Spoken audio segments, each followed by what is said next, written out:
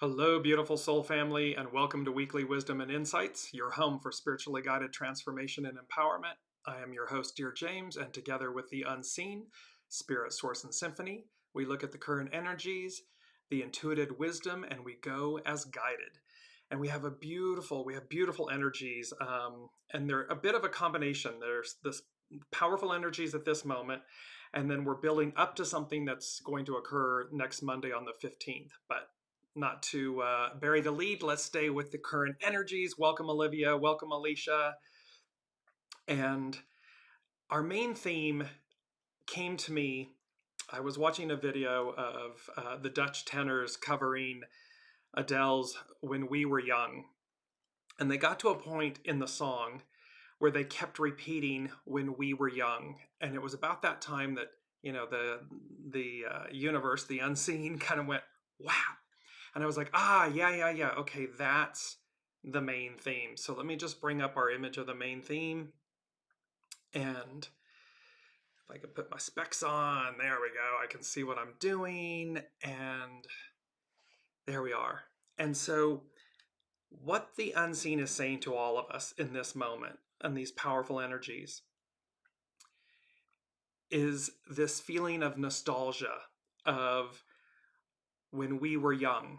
And you can see in the image, it's a little teddy bear looking out with a kind of a rain-soaked glass window with these glistening hearts out beyond. And it's reminding us, welcome Ava, and it's reminding all of us at this moment, and we're going to see as well because Venus is playing a huge role this week. But in the greater aspect, the greater picture, the message is about when we look back to a time that we find nostalgia in, that we love, that we want to preserve and protect, and maybe hold, stop time in. The unseen is saying to us through that moment of energy of innocence and youth and joy and love and happiness. It's not that we're meant to go back in time. However, we are meant to harness that energy, that feeling, that wisdom, that joy, the innocence of it in moving forward. Why? Because it's the first thing from the unseen, and they said, nostalgia, ... A better, greater time awaits, arrives. And yet there's this, and so we harness the power of nostalgia, of when we were young, of innocence, to know, to utilize that energy, to stay centered, to stay happy, to stay peaceful, to stay joyful. Because a better, greater time awaits, arrives. It's not about going back to recapture something or to relive it. It is about to harness that power moving forward. And it's like in the song by Adele, we were sad of getting old. It made us restless. It was just like a movie. It was just like a song when we were young. And so it pulls at our heartstrings. It tugs at our core, at our center. It reminds us of good times, of times that brought us joy. And the unseen is very powerfully in this week where Venus plays a role, such a prominent role, is to remember that goodness, that nostalgia, that love to carry us forward. Not back, forward. Welcome, Deborah. And so let's beam into the main energies, well, actually the astrological influences, because here, as you see on the screen, it's all about Venus, Venus, Venus. And Venus is the Roman god of love and beauty. She heralds good fortune, abundance. She represents love, beauty, abundance, fertility, all of these beautiful things. And in the tarot, she's represented by the Empress. And as you see on the screen, the Empress, she's sitting on her throne. She has the heart, her symbol. She has this crown of 12 stars. She has the full globe illuminated, meaning she's all knowing, river of life, all of this green abundance with the forest. She's pregnant, so she's bringing forth new life. She has the golden wheat at her feet and everything. Note the red slippers slipping out from underneath of her robe. And so in the tarot, Venus is the Empress. She's represented as the Empress. It's number 3. So it's representing the Trinity. So as we come back, though, to the astrological influences, on the 8th, Venus sextiles Uranus. Sextiles and trines are harmonious aspects. So here's Venus and Uranus. So the higher mind, the goddess of love and beauty, and Uranus, the higher mind, the unexpected, the god of chaos, coming into harmony, coming into working together. On the 11th, tomorrow of July, Venus trines Neptune and Venus enters Leo.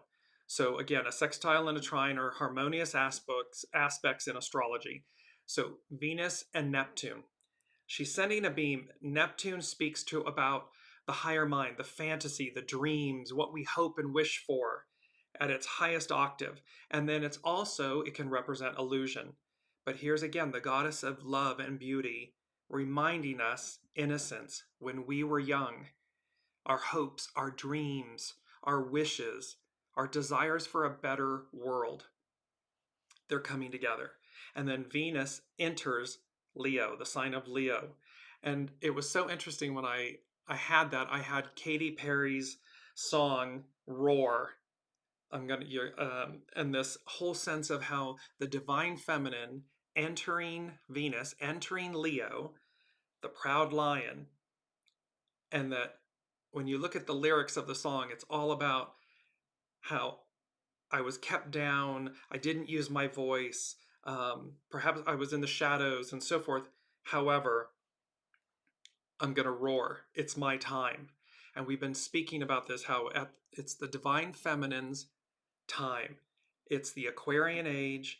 It is the the matriarchal era, and how the divine feminine is no longer oppressed, suppressed, absent a voice, not given a voice. She is taking her rightful place, the Empress. She is taking her rightful place of prominence, of authority, of governance, of equanimity, of love, of beauty. And she is on her throne, abundant, pregnant with opportunity, with abundance, with the fertility of what is to come. A better, greater time awaits and arrives. And she's harnessing both the power, but also the nostalgia. When we were young, this innocence, this time that we remember that was good. Life was good. And we are ready for that feeling, that joy again. It's tough out there. We've talked about the chaos last week. So it's just about moving through this, moving through with Venus in the lead. So let me go back here. And last but not least, on the 12th, so literally a day after Venus enters Leo, she opposes Pluto that's retrograde. And so again, Pluto's going back to, shake the tree again, to finish up business. And yet Venus is there in this opposition. It's like we can see the struggle, this power struggle that's going on. And this is why it's interesting coming up on Monday, Mars conjunct Uranus, and it's conjunct Algol. And Algol is a fixed star in the head of Medusa. We're going to cover that next week. There's a kind of a 2-week span, but it's a very volatile Mars, Uranus, Algol. But what the Venus opposition with Pluto is, you can see that in essence, the old guard, the patriarchal rule, the Piscean era, does not want to give way to the new. They want to cling to power. They want to hold on to power. They do not want to lose power. And okay, rightfully so, one can say you understand that this Piscean era has been going on for 2,000 plus years. And so people are conditioned, in a sense, to a certain way of understanding and being and operating. However, we speak about this a lot. The arc of destiny moves forward. Everything in our universe is ever evolving, ever changing, ever advancing, ever unfolding. It doesn't, have we ever seen historically in our lifetimes of knowledge and wisdom and history where time went back, the unseen and the universe went and said, hey, wow, the 1950s were so great that we're going to go back and repeat it. No, of course not. The arc of destiny moves forward. And so here, where it's Venus, Venus, Venus, representing the divine feminine, matriarchal era and rule, Aquarian era, she's both walking hand in hand with other heavy hitters, and at the same time bumping up against the opposition to it. Now, we've talked a lot, and this image kept coming up over and over in the last few days. And it was this image, and I'm going to put it up on the screen, of this train. It's that train station, the old train is coming in. And what you see on the screen is a vintage train crossing a stone bridge. And ultimately, what I've been seeing in my mind's eye is that this train on this bridge is suspended, like there's an abyss below it. And this is the train that's coming into the station that's ending. It represents the era that is ending. And in my mind's eye, what the unseen has been showing me is imagine all of these humans hanging by their fingertips, hanging by a thread from the outside of the windows. Outside of this train, vintage train, it's not a modern train, it's a vintage train, representing the past. And they're cleaving to the outside. They're hanging on by a thread, dangling over this bridge, over this expansive gorge. Now, directly to the right of it is the platform of the train. So on the left of this platform, the image I just described, the one you see on your screen, this vintage train, people are hanging on by a thread by their fingertips outside the windows, on this bridge, over this expansive gorge. And then you move and you look to the right and you see the train that's leaving the station, that's departing. And everybody that's in the right-hand car, the right train, literally and figuratively, the right train, is absolutely peaceful, happy, joyful. They're going somewhere. They have anticipation and excitement, renewal, all of these things.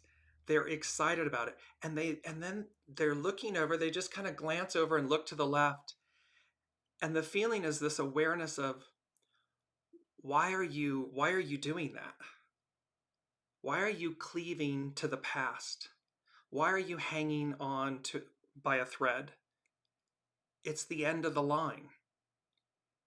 And there's kind of a bewilderment about, why are you doing that? While simultaneously a joy, because they're on the right train and that train's leaving, it's departing the station, it's going somewhere.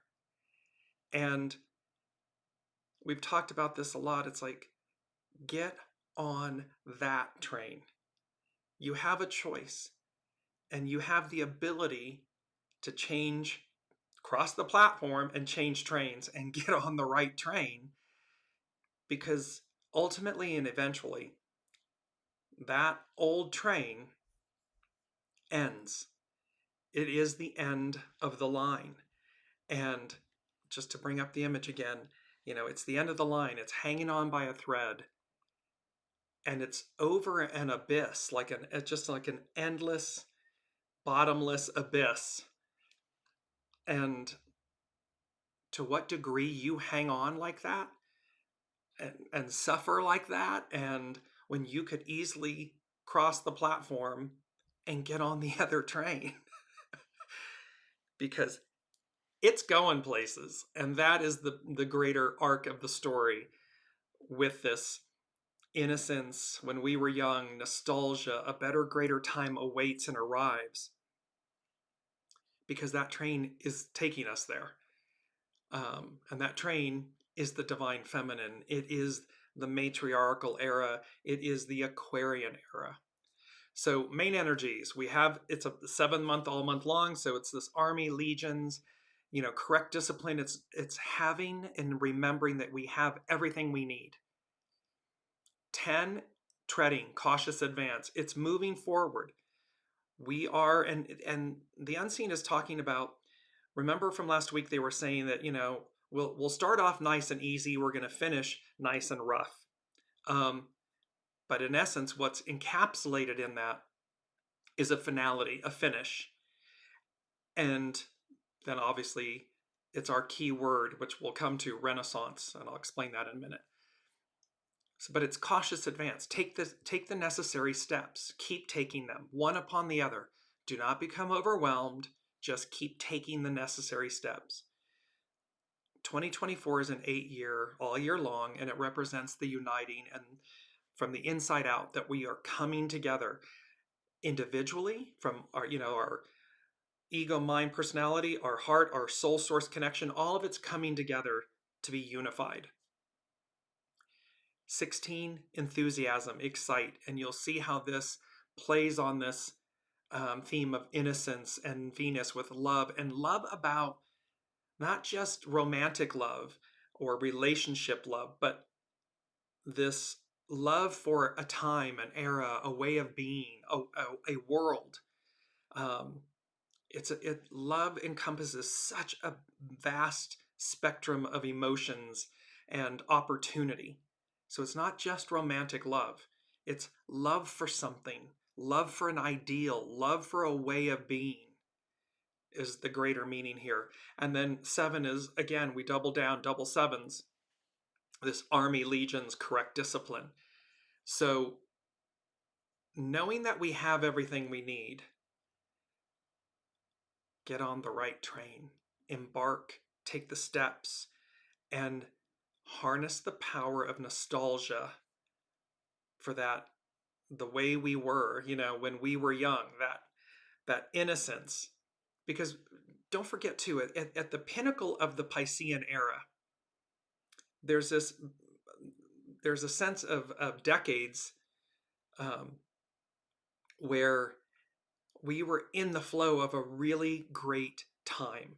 We were not in chaos or conflict. Yes, it occurred, but not in the way that it is now, because the crescendo of the moment is louder, because we're at a place of a peaceful transfer of power, a place of transfer of power. And remember, for the world, that was demonstrated. The lack of peaceful transfer of power was demonstrated in the United States at the 2020 election.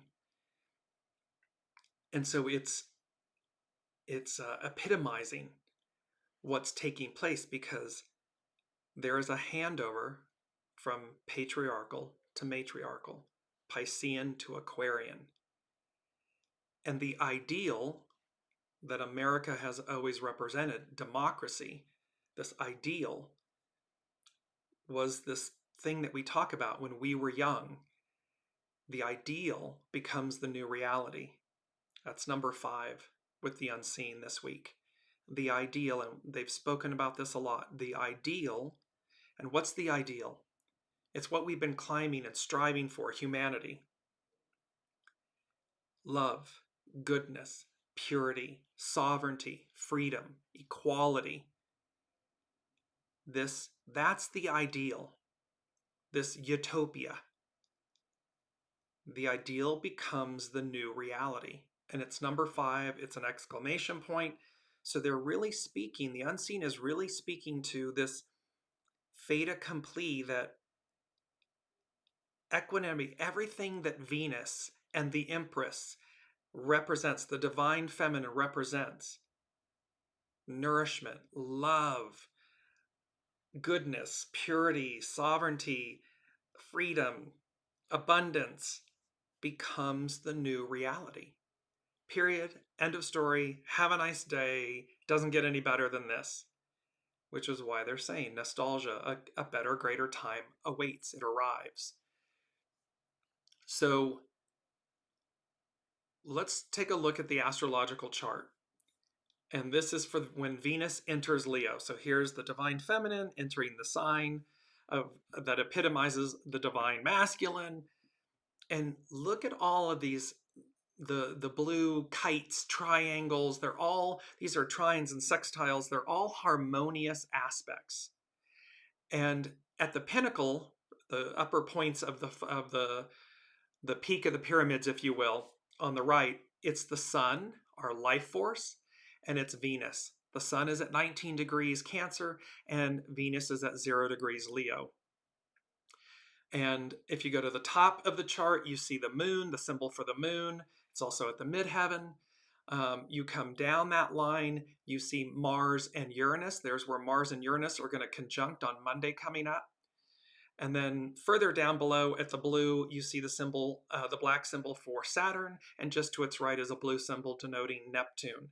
So there's all these harmonious blue aspects. And also to the far left in blue is the symbol for Pluto retrograde. Now, again, come Monday, a few days out, you're going to see how Venus will move from 0 degrees Leo to 1 degrees Leo, and she will be directly opposite 1 degrees Aquarius, where Pluto retrograde is. But the moral of this story, the beauty of it is that, again, here's Venus playing with all of these, leading, playing, standing her ground. Katy Perry, roar. We're going to roar. You're going to hear me roar. Because the divine feminine is back. The divine feminine is taking charge.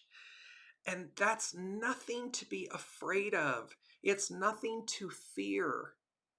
We are all comprised of divine masculine and divine feminine. The problem, after 2,000 plus years of patriarchal Piscean rule, is that the divine masculine has gotten heavy-handed, way out of balance, way out of control.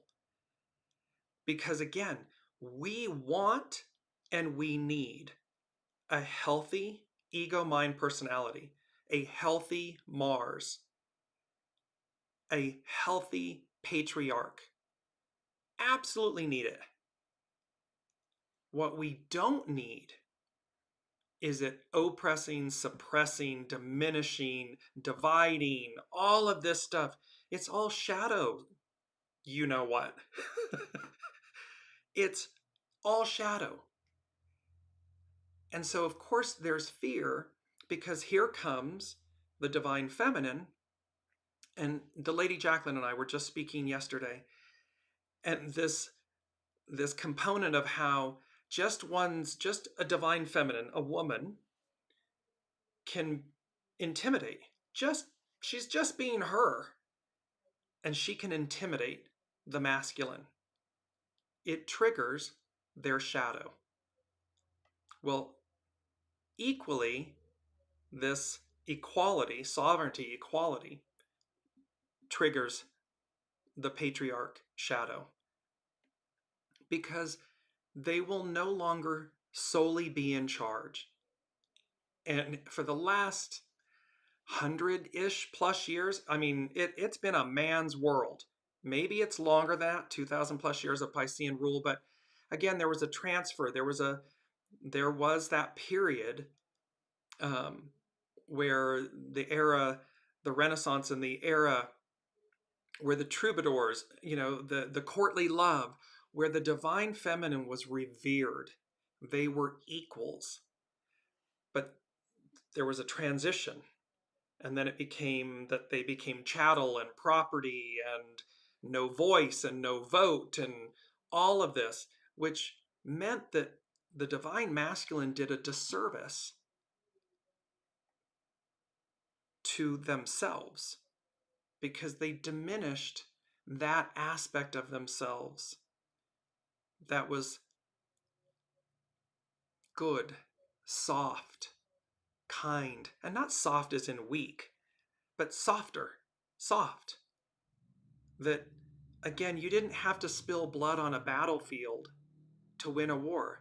You could use your mind and your intellect and your reason and your passion and compassion to equally win the day, find compromise. And that word compromise became a dirty word. In the US, it became a dirty word. And it should never compromise, collaboration, unity, coming together. That brings out the best in us, not the worst. And no, not everyone gets everything when we compromise. But you do walk away feeling seen, feeling heard, having come to common ground. And that is what the divine feminine does best. It seeks understanding. It seeks wisdom. It seeks compromise. It seeks nourishment and abundance, joy, happiness, love. It is not out seeking war. It is not out seeking domination or total domination. It's the antithesis. So let's bring up our keyword because it goes hand in hand with all of this. And the keyword is Renaissance. And that is such a perfect word because Renaissance is a French word meaning rebirth. It refers to a period in European civilization that was marked by a revival of classical learning and wisdom. So the classics, this when we were young, this nostalgia, there's classics in wisdom and learning. It's known as a movement or period of vigorous artistic and intellectual activity. Rebirth, revival, a change for the better, progress in development. So our key word and our key energy, Venus, Venus, Venus, Renaissance, a change for the better, progress and development, renewal, revival, powerful times. And remember, from the unseen said to us at the beginning of this year that from August on, it was a mixed bag of nuts and surprises. And yet, go, go, go. There's nothing to worry about, nothing you can't do or accomplish. Persevere, prevail, and rise up. Rise up from a state of centeredness. What's at your center? So let's look at some of the Sabian symbols because these are fascinating. And they go with this, they represent both. I pulled the Sabian symbols from Dane Rudhyar's and an astrological mandala, and I pulled them for both Venus entering Leo and for the next day where Venus opposes Pluto. So we're looking at this in what 1 degree. The inner planets will move. The outer planets, of course, take longer. They're slower moving. So the symbol for Venus for Leo, Venus entering Leo, blood rushes to a man's head as his vital energies are mobilized under the spur of ambition. So you can see this vital energies and blood rushing to your head. It's very Mars, it's very Leo, it's very divine masculine, patriarchal. And they said the keynote is an eruption of biopsychic energies into the ego-controlled field of consciousness. So we have an eruption coming from the unseen, biopsychic energies, coming into consciousness, so into our awareness. We're going to experience it. The occult tradition, meaning the wisdom tradition, speaks of 3 kinds of fire: electric fire, solar fire, and fire by friction. The first is electric fire is represented by Aries, solar fire is represented by Leo, and fire by friction is Sagittarius. The key symbol for Leo depicts a rising of energy from the heart to the head, a mentalization process, meaning we've got to be able to process the heart, Venus, love, this innocence when we were young, the nostalgia, the ideal. We got to bring it from the heart and be able to process it, bring it to life, materialize it through a mentalization process. However, this process is a potentially dangerous one. Thus, the original wording of the symbolic scene seen by the clairvoyant referred to a, quote, a case of apoplexy, unconsciousness or incapacity resulting from a cerebral hemorrhage or stroke. Well, when we disconnect from our heart center, from our soul source connection, when we are absolutists, when we are all in our ego, mind, personality, in our head, this unconsciousness or incapacity resulting from a cerebral hemorrhage or stroke. It's like, because the electronics, the system short circuits. It's heated, Mars, angry, Leo, fire. It says, just as a person standing with their head uncovered for a long time in tropical regions could get sunstroke, the sun can destroy as well as vivify. Without its symbolical mate, water, so divine masculine, water, divine feminine, it produces deserts on earth. It's scorched earth. The realization of Atman, the spiritual self, the existence of a formed and steady ego, provided the ego can become a lens of pure crystal, focusing the all-pervasive cosmic light of the Brahman without introducing the shadows of pride, possessiveness, and showmanship. So what this is talking about is the fact that we're looking for this realization of the spiritual self that's formed by a steady ego, not an erratic one, not an unconscious one. And that when we do that, it's because we're able to focus the lens, this pure crystal lens is focused on the cosmic light, the purity of it, without introducing shadows, pride, possessiveness, control, showmanship, oppression, suppression. It says, but this provided, meaning we can do this provided, raises a very large question. The transmutation of life into mind is a difficult process. It's about maintaining the innocence, the purity, the ideal. And that's a difficult process, because when we don't, we're in shadowland. And what's happening? They're clinging on the outside of that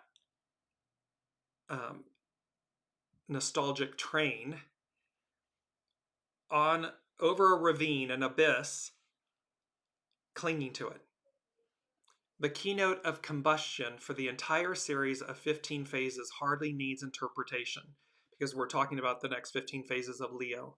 In a general sense, the key word for this first degree of Leo could be conflagration, an extensive fire which destroys a great deal of land or property, scorched earth. So when we go scorched earth, nobody wins. Everybody loses. The energies of the biological drives as they the energies of the biological drives as they erupt forcefully into the field of consciousness. Mars and Uranus conjunct, coming up on Monday. There's extreme heat happening. Mars and Uranus are in Taurus, an earth sign, fixed earth. So this is talking about the fact that this first symbol for Venus in Leo 1 degrees, she's entering Leo, is making us aware that these imbalanced energies may erupt forcefully into the field of consciousness, meaning, and we're seeing Hurricane Beryl. There's different these heat 128 set a new world record, 128 degrees in Death Valley in California. So fires, natural disasters, natural occurrences, as well as human consciousness. Because what's it pushing against? Divine Feminine, Aquarian Age, this peaceful transfer of power. Leo 2 is when Venus moves that 1 degree to be directly opposite Pluto, retrograde. An epidemic of the mumps, and this is a fascinating symbol. It says everything. So bear with me and pay attention really closely. An epidemic of the mumps. The keynote is the spreading power of individual crises through a collectivity. This symbol should be interpreted at two levels without evading the issues posed by its original wording. What does an epidemic imply, and why mumps? The broad meaning of an epidemic is that one individual, when infected by a certain type of disease, can spread the disease to a vast number of persons in their environment, and in some cases, all over the globe. So we can think in terms of COVID, AIDS, the mumps, measles, any type of, but it's one individual can infect the globe. In the preceding symbol, we were confronted with the individual crisis, and its dangerous possibilities for the individual were implied. Leo 1. So where the impurities, the shadow, can affect the individual. Now in this Leo 2nd degree, we're looking at how that one individual can infect the globe, all of humanity. Now we deal with a process that affects the entire society. This obviously points out that the whole of mankind is potentially affected by, and thus, consciously or not, cannot help being involved in the critical situations faced by any individual or special group of people. Why then an epidemic of mumps? A childhood disease is implied, but it may have very serious consequences for adult men who catch it, since it affects not only all lymphatic glands, the mumps infect the lymphatic glands, especially in the neck region, but also the testicles, the reproductive system of the male. If the sign Aries symbolizes birth as a natural organism on this earth, Leo represents, at least potentially, rebirth. So renaissance, rebirth. At the level of the conscious and mind-based individuality. Thus, in Leo, man and woman, in this sense, is as yet only a little child. One might say a would-be initiate, an infant in spirit. So here we are in our infantile stages, innocence, when we were young, nostalgia, rebirth. The relation of the mumps to the sexual glands is characteristic. For the entrance into the realm of the conscious and individualized mind can affect the sex force, either through overstimulation or irritation, or in terms of deliberate ascetic deprivation. This second stage symbol also provides a contrast with the first. What was an individual issue is now seen as a collective danger. Thus, we are dealing with the infectious spread of individual experiences. The unseen has been saying to us, we're drawing a line in the sand. You're being seen, you're being counted. What's at your center? What side of the line are you on? Are you hanging on by a thread on the end of the line train outside the window? And is your individual consciousness, mentality, absolutism spreading like an infectious disease. We have on the world stage single individuals that speak to this dynamic, that are attempting to infect the whole with this dis-ease. Disease, but dis-ease. And this is particularly potent as it strikes at the heart of the reproductive system of the male. So it's going to the heart of the matter. Leo, lion, heart, male sexual reproductive system, the mumps. These are the analogies. The point is that it's going to the heart of that. Doesn't mean that women are excluded. It just means that it is heightened in the divine masculine. And again, who is it that is responsible for the transful peace, the peaceful transfer of power? The divine masculine. The divine masculine aspect of all of us. Not just males, but the divine aspect, the divine male aspect in all of us. We are to see that we are to responsibly, peacefully transfer the power of leadership of this era to the divine feminine in us. Soul source connection, divine feminine, lead with your soul, takes the lead. Ego, mind, personality, divine masculine, seeds, transfers, peacefully transfers the leadership role. And thus, we are being called to activate, to rise up with our divine feminine. Doesn't matter.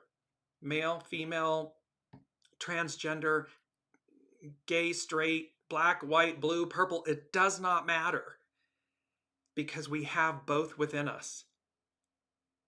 So the divine feminine rising, and we must all consciously allow and encourage and lead that the divine masculine within us seeds power. The divine feminine accepts the power, and we shift the balance. We shift the equilibrium. We shift into the new era, the way we go about living, leading, breathing, speaking, interacting. We shift. It is not one over the other.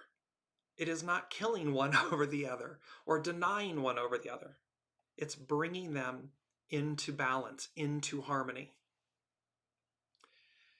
Pluto is at that second degree of Aquarius. It's 1 degree as you advance it for the Sabian symbols by 1 degree. An unexpected thunderstorm. The need to develop the inner security which will enable us to meet unexpected crises. And this whole symbol, it's an unexpected thunderstorm. It could be given a very positive meaning in an arid environment, but the emphasis on unexpected tends to accent the sudden and dangerous character of the event. Such a thunderstorm in a region of dry hills can cause a devastating flood. At any rate, it refers to an event for which one is not prepared, a menace to men's works. Pluto is going back and shaking the tree, the roots of our foundation, our foundations, our governments, our institutions, corporations, businesses, our souls. It is shaking us. It is to place us in a larger container, to expand us. Not to kill us, but to expand us, to advance us. The sun is at, and it says that this is nature's challenge, because in essence, what the unseen Pluto is saying. It's saying this symbol stresses the fact that nature may reduce to impermanence the seemingly most permanent endeavors and constructive activities of humankind. That's what it's doing. Now, we have a choice. We can get on board. We can be proactive. We can be positive. And we will have a far easier transfer of power and advance. Don't do it? Oh, okay. But that's up to each one of us, individually and collectively. The sun, its position speaks to Venetian gondoliers giving a serenade. So again, there's a nostalgia about, there's a romanticism, it represents love, the feel-good feelings of being in a gondola, and the canals of Venice in Italy or something. And it says the keynote is happiness as an overtone of social integration and conformity to custom. Happiness as an overtone of unity, social integration, coming together. Not dividing us, but coming together. And it speaks to festivity. Now, when the sun then advances when Venus opposes Pluto retrograde, this is another very important one. A famous singer is proving her virtuosity during an operatic performance. The keynote is the emotional reward accompanying, cultural excellence. So the emotional reward, love, nostalgia, when we were young, innocence, better times, it's an emotion. We feel it. So an emotional reward accompanying cultural excellence. If anything represents the type of response that a well-developed society gives to the individual who successfully pours their energy into the skillful externalization of the great images of its culture, it is the opera. The operatic prima donna is not merely a lonely performer like the piano virtuoso. He or she is the star in a collective effort. The opera is not only music, but a story, a mythos, which embodies some of the most basic images and emotions characterizing the culture that it gave birth to. It's what comes from our hearts, our souls, our passion, our compassion, our empathy. It's all of these things. Euro-American culture is indeed extolled or condemned by its operas and their lurid and tragic passions. It is interesting to compare the opera with the equivalent type of social performances and their topics in India, Java, or Tibet. At this stage, we find the drive toward individualization by means of concrete forms of cultural activity, glorified in social and financial success. So we have this drive towards individualism brought on by the means of concrete forms of cultural activity glorified in social and financial success. In its deepest sense, this symbol refers to, quote, the price of success for the individual as well as for the collective acclaiming him or her. What is success really worth? A question few people ask. And so we're being drawn, the unseen, with this Sabian symbol, with Venus, Venus, Venus, Venus. This time, what is success really worth? To what ends? To what means? To what deprivation? To what destruction?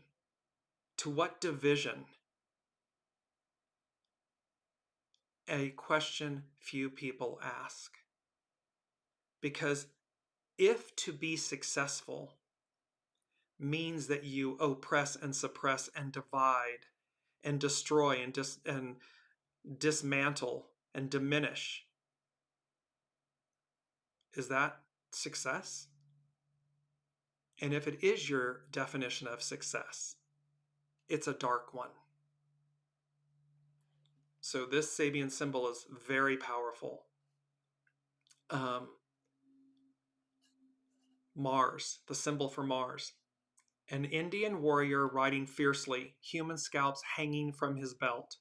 The keynote, the aggressiveness of human instincts when fighting for their earthly base of operation. You see a lot of divine masculine in these symbols that were being Pluto retrograde, showing us the underbelly of the Piscean patriarchal 2000 plus year era.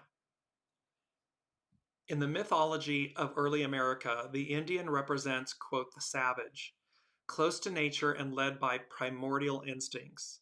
Alas, our present century has revealed that under far less imperative circumstances, so-called civilized man is capable of far more cruel tortures and extermination.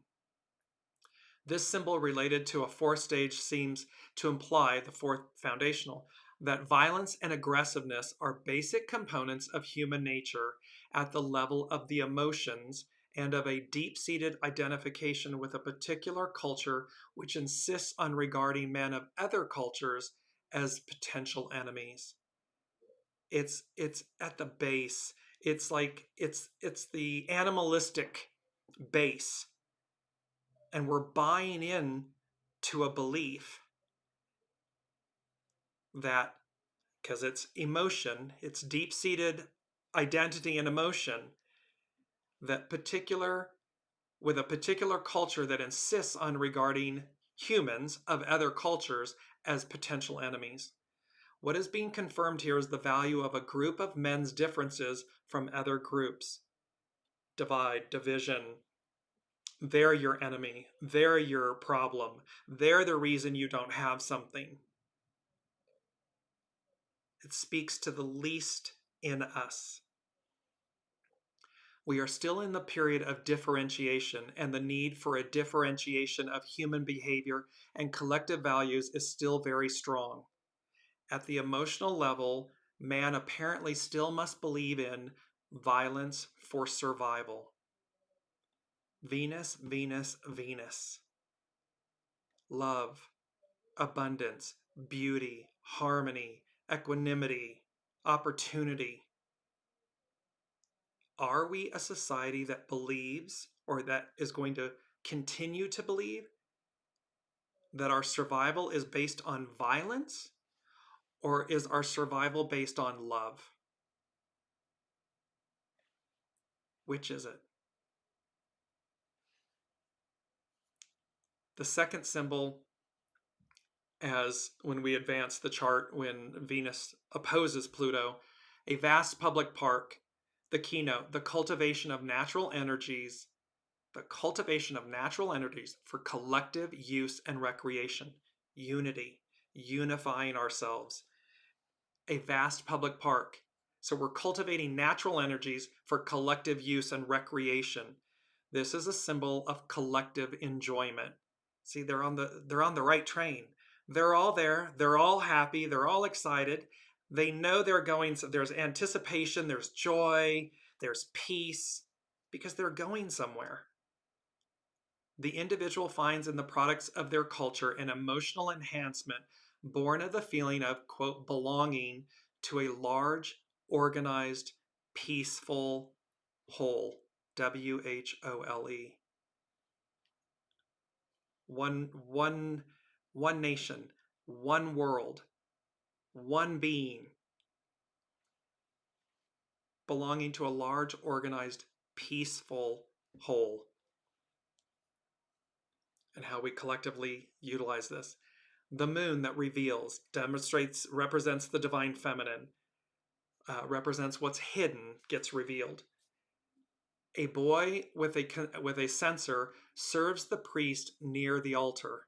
The keynote, the first stage of actual participation in the great ritual of planetary evolution. This is the first act. This is where we make our choice. We choose to be on the right train.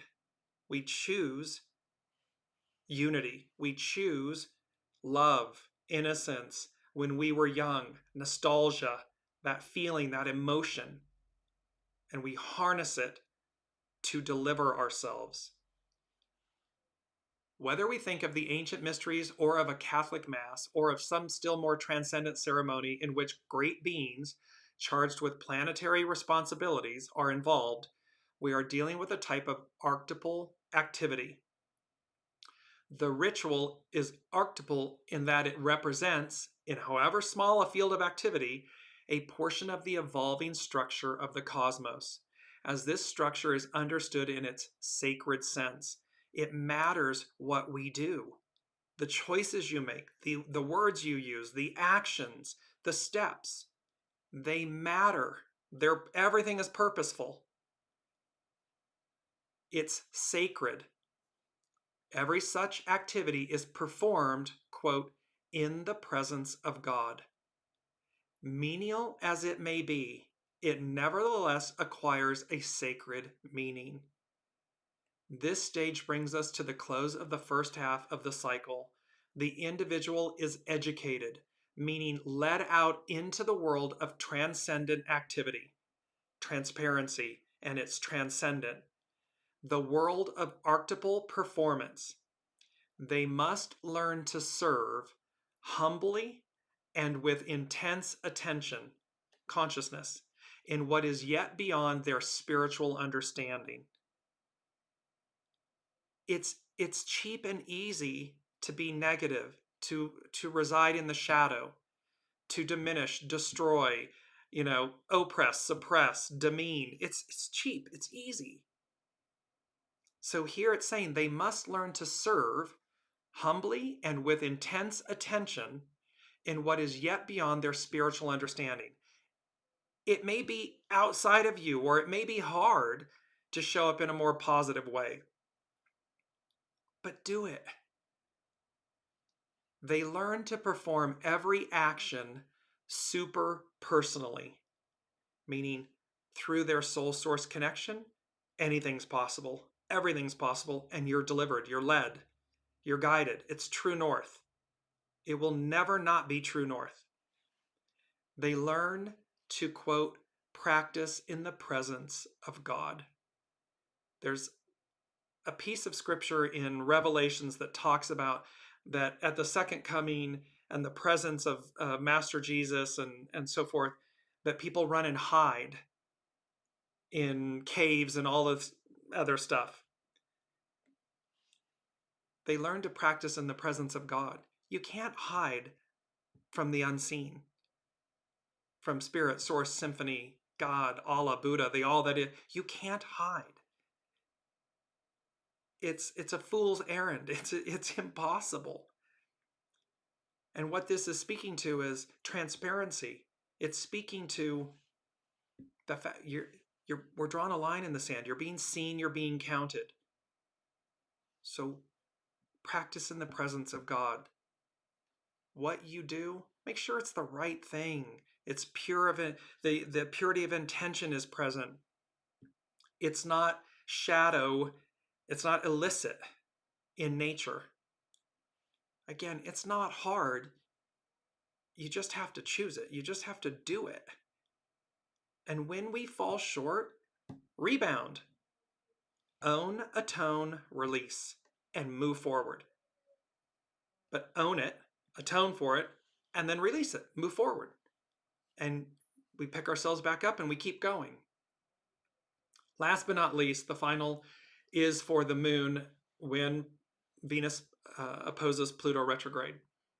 A man watches his ideals taking a concrete form before his inner vision. The keynote, the need to visualize clearly one's dreams or ideals. The ideal becomes the new reality. The need to visualize clearly one's dreams or ideals to make them truly effectual. According to a French proverb, pardon me, what is well conceived can easily be formulated. The process of interior visualization can be quite essential, except in the case of a creative individual who has become a totally pure channel for the descent of spiritual power, and a clear lens through which the archetype in the mind of man or God can be projected without distortion wherever needed. So remember, these two symbols, They're talking about how we come heart-based from the center, pardon me, this clear lens, and how when we visualize internally from this pure channel that is a descent of spiritual power, it is your soul source connection coming down through you. The archetype in the mind of man or God can be projected without distortion.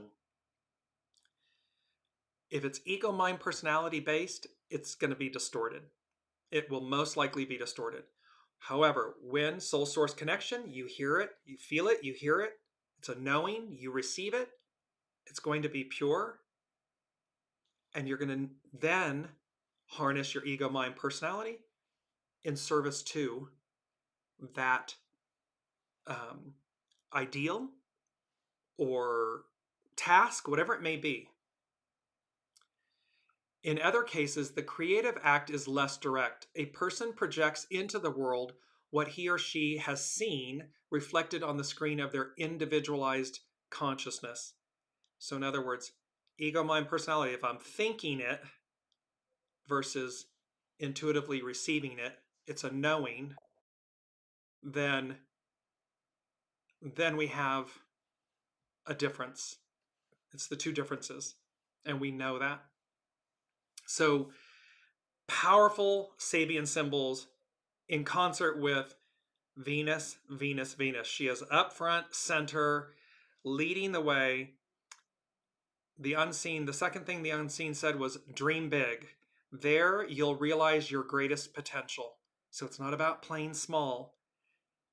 It's about rising up from your center, from your soul, and dream big.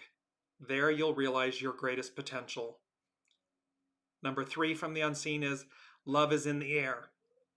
It's a song by John Paul Young. Pardon me. John means Yahweh is gracious. Graced. So the Hebrew God, pardon me, the Hebrew God, Yahweh, or graced by God. Paul, small, humble, and young, of or belonging to youth, youthful. So they're giving us Venus, Venus, Venus. Love is in the air. Graced by God. Yahweh is gracious. Be small and humble and young, of or belonging to youth, youthful, innocence, nostalgia. Number 4, Somewhere Out There. It's a song by Linda Ronstadt and James Ingram. It was featured in An American Tale. Somewhere Out There. And then Elton John and Bernie Taupin's Goodbye Yellow Brick Road. It's like a mashup. And Goodbye Yellow Brick Road was, again, in a reference to when you have this life, this massive life, public life, or you're living the high life, and how the simple life is what you actually yearn for. And somewhere out there, love will see you through. That's the lyrics of the song. All of these will be posted on the Dearjames Facebook page show thread after the fact. But they're making a point here of somewhere out there, love will see you through, and somewhere out there, love is out there for you, will mirror back for you. And also this mashup of Goodbye Yellow Brick Road, that to what degree is success the driving factor? To what end? And then, again, last but not least was number 5, the ideal becomes the new reality. And they gave us 2 bonus tracks, not the lyrics, but just the title of the song by Aerosmith was Walk This Way. It's like, get on the right train, walk this way. And Katy Perry's Roar. So next week, we are going to dive deep into Mars conjunct Uranus, conjunct Algol.